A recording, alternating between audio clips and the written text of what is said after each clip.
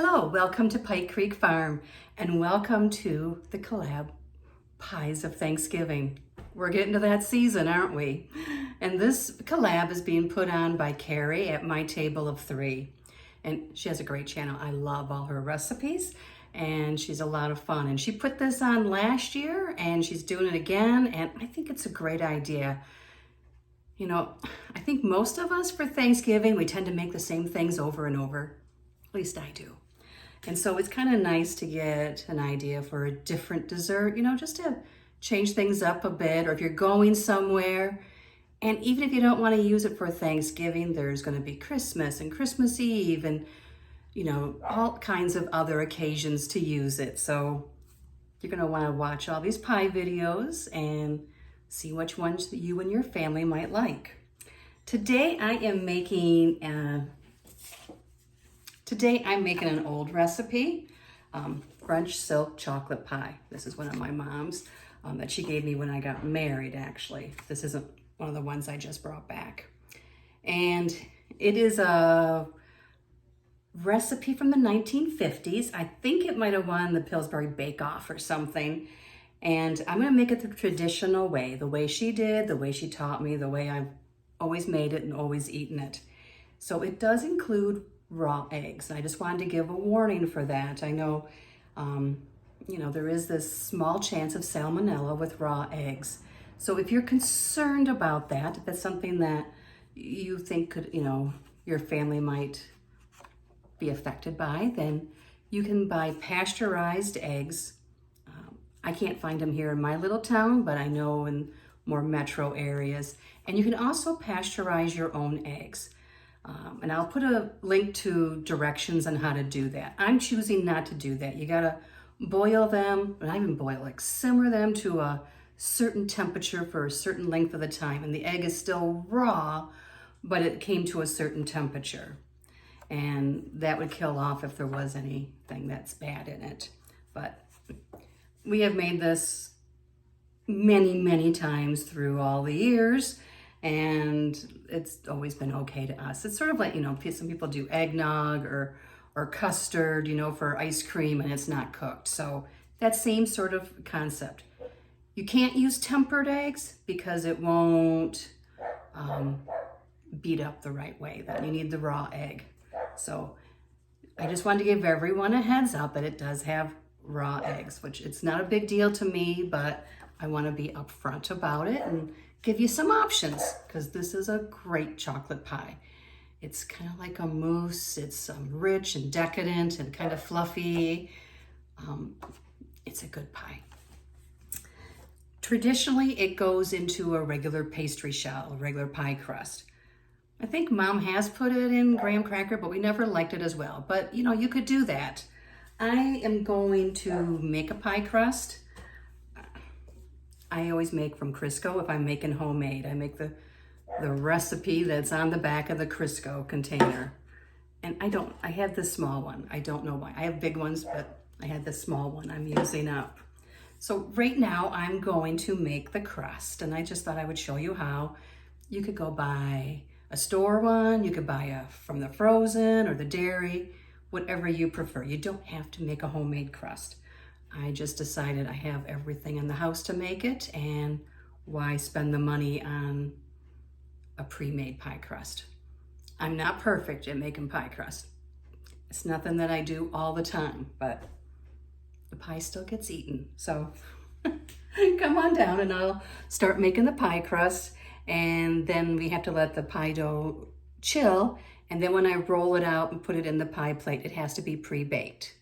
You want to have a pre-baked pie shell for this pie because it's not cooked. It's going to be chilled. So we'll make the pie crust now. And fingers crossed, I can make one. Okay, so following the directions on the shortening, I'm going to set it up here so I can read it. So we're going to blend the flour and salt in a large bowl and cut the shortening into it. So it calls for 2 cups of flour. 1,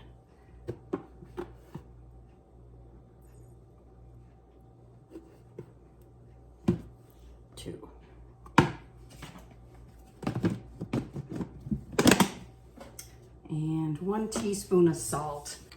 Okay, salt adds a lot of flavor to baked goods, so I know we always try to cut down on salt, but I don't recommend it in baked goods like bread or anything because it really brings out some flavor.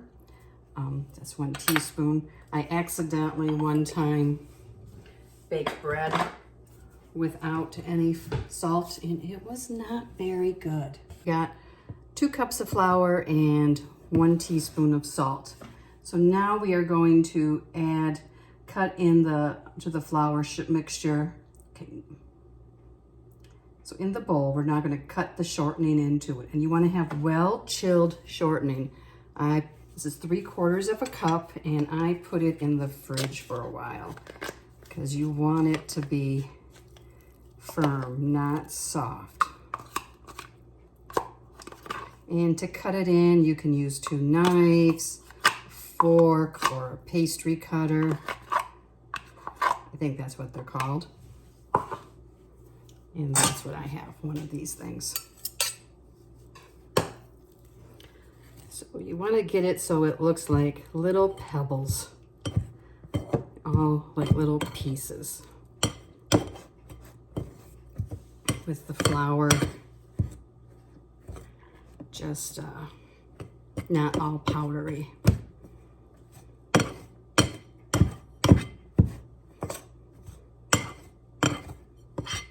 See how when I pick up some, just will stick.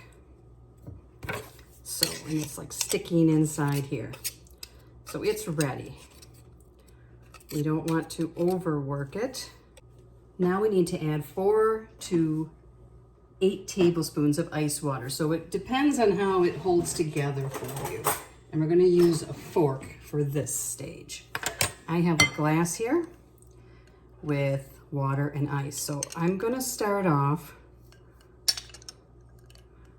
with 4 to begin with, because I know it's going to take at least 4. And it always takes me more than 4. And we're going to mix it together until we can get it to grab everything and incorporate. You don't want it to be sloppy. You don't want it to be wet. So we need to do some more. We just want it to hold together so we can make a ball out of it. So, okay, I'm gonna add 1 more. So that's 7. It's almost there.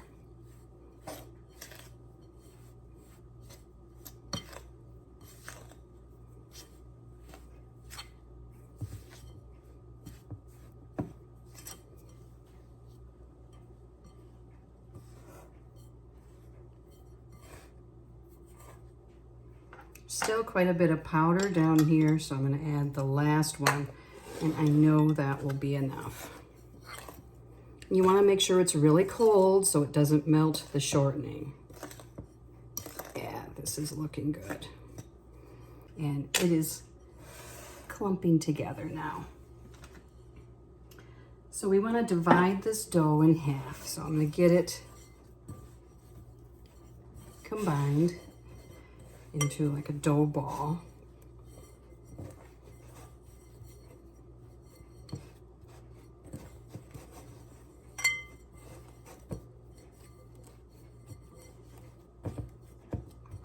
And I'm gonna cut it in half. So I am only gonna need, well, if I roll it out right, I only need half of this dough. So the other half I will be able to freeze actually, unless I decide to make 2 pies. And I find it easier to put the plastic wrap down first and take the pie crust and make it into a disc.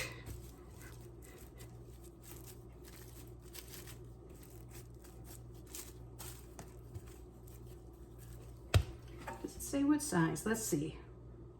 1/2 inch.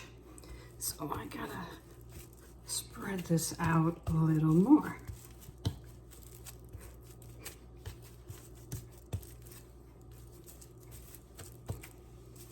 there we go. So I'm going to wrap one up. So here is the second disc.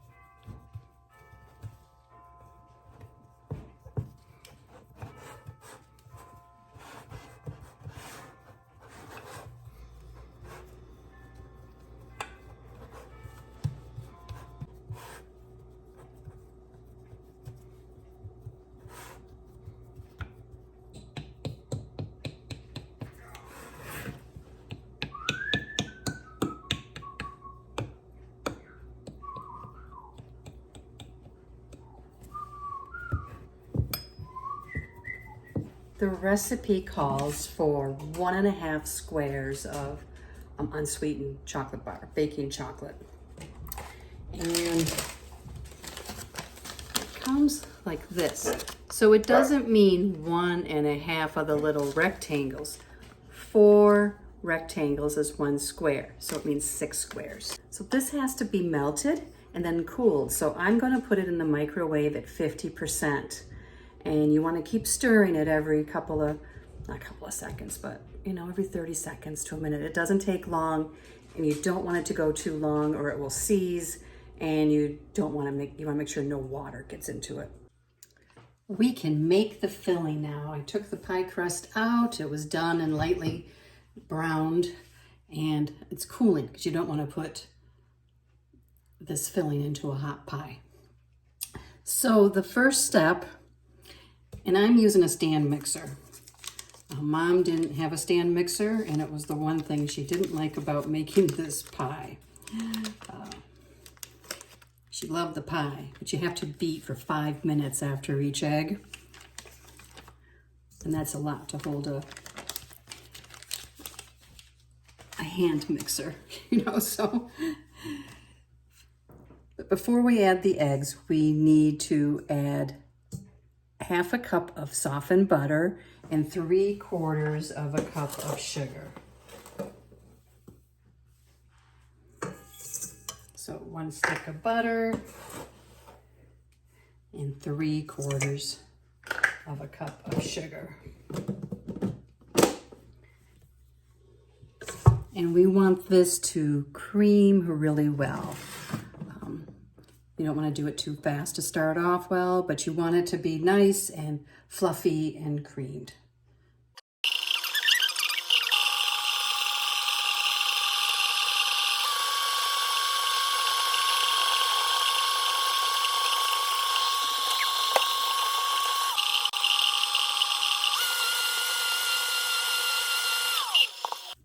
Okay, I'm going to scrape down the sides. And next, I'm going to pour in the melted chocolate. This stuff has no sugar. Don't eat it until it's mixed in with something. Okay, and then 1 teaspoon of vanilla. There was about 1 teaspoon left in that bottle, so I didn't measure. And now we will mix this.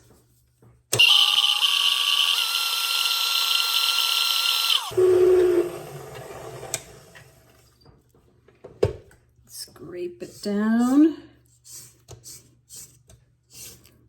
And we'll mix it a little more. And then the last steps are to add the eggs one at a time and let them beat for 5 minutes. And you know, I'm gonna break it into my chocolate bowl. These are our farm fresh eggs. And okay, it's a good egg. I'm assuming it is, you know, don't usually have an issue, but this would be the time there'd be an issue. So we're gonna start this and it's gonna be 5 minutes. So I won't keep you on for that whole time.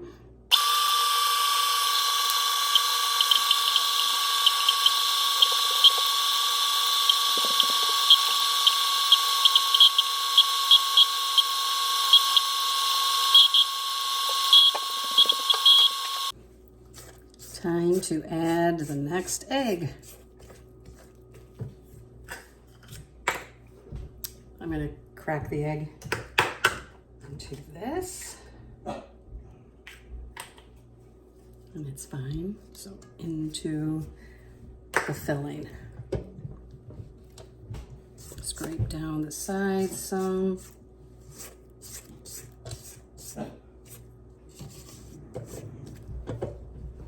And then 5 more minutes.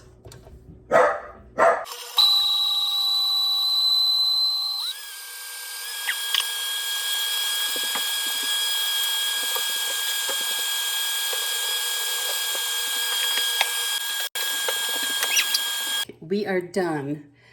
And I don't know if you can see, it like holds the peaks. So I'm gonna get all the filling back in the bowl and get rid of the mixer and bring the pie crust over and we will fill it. And then we're gonna make whipped cream to go on top. Here, I just took the beater off and I thought I would show you how it holds. So we will put the filling in and then put it in the fridge. And then it gets topped with sweetened whipped cream.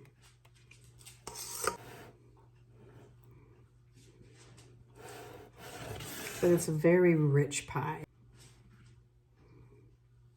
Okay, that's gonna go in the fridge and I will make some whipping cream. Do I have chocolate? I'll make some whipping cream, but here's what's on the spoon still. And it's good. So, into refrigerator to chill, and then the next layer will go on. Let's make the whipped cream. I am going to put 1 cup of whipping cream, heavy cream, in the bowl.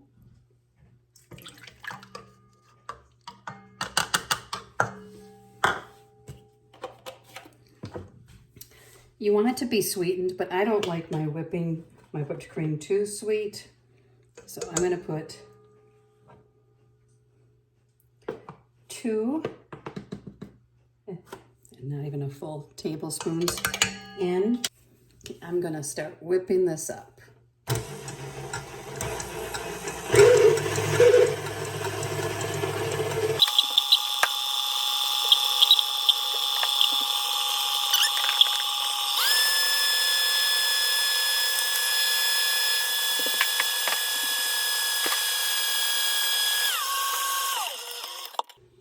Okay.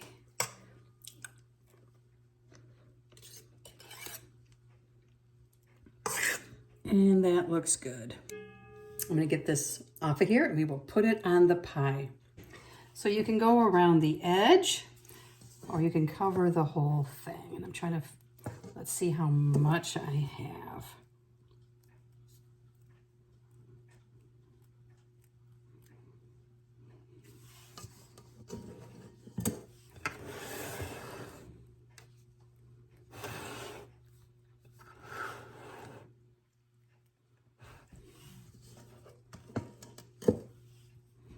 So this is an easy one to make ahead too.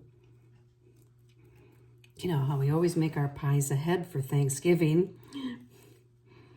Usually the night before I'm doing pumpkin.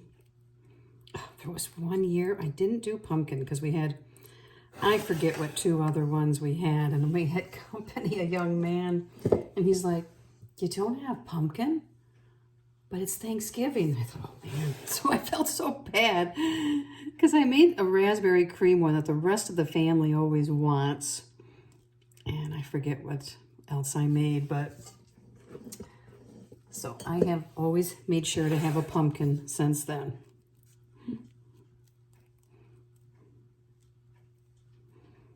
Although, you know, usually like everyone is so full. It's like you don't eat dessert until quite a bit later. And I'm gonna melt some semi-sweet chocolate chips to drizzle over the top. I added a little bit of coconut oil to it to help thin it out some. It's still pretty thick, actually. Ah.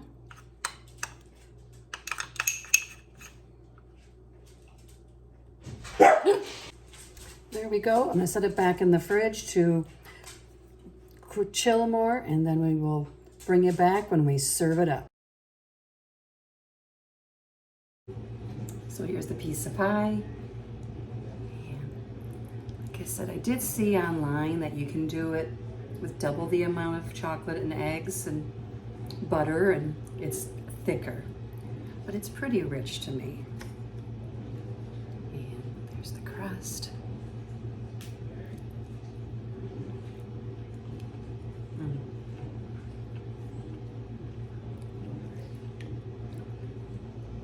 It's buttery and rich and just different than like a chocolate cream pie. So I hope you enjoy this, and I'll have the recipe. Actually, I'm gonna put it, following this, you'll see the recipe card, and the recipe is right there. You can take a screenshot of that. And I'm gonna have the link down below if you wanna pasteurize your eggs, or maybe your store has them. I want to thank Keri for inviting me to this collaboration, and make sure to check out all the pies because there's going to be some great ones. So thank you very much for watching, and I hope to see you again. See you next time at Pike Creek Farm.